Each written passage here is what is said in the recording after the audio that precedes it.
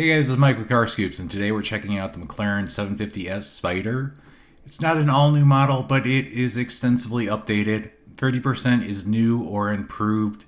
These make a pretty big change, and we'll jump right in. Starting under the hood, you have an upgraded twin-turbo 4-liter V8. It produces 740 horsepower and 590 pound-feet of torque. That's an increase of 30 horsepower and 22 pound-feet.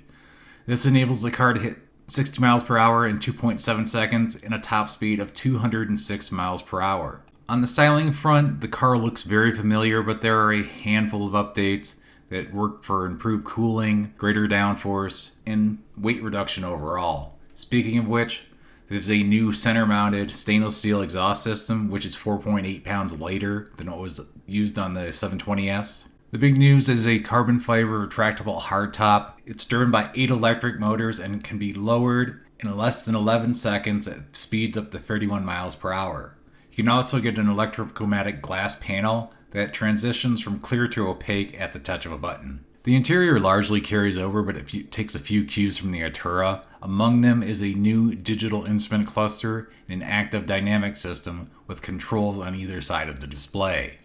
You'll also find a new and improved infotainment system. It features an 8-inch display with improved graphics, intuitive menus, and Apple CarPlay.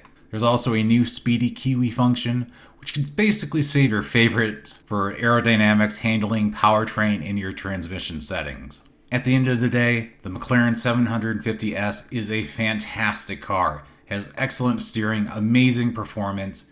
It's kind of the last of its breed because everyone else is embracing electrification, but this is pure. This is what enthusiasts want, and it's fantastic.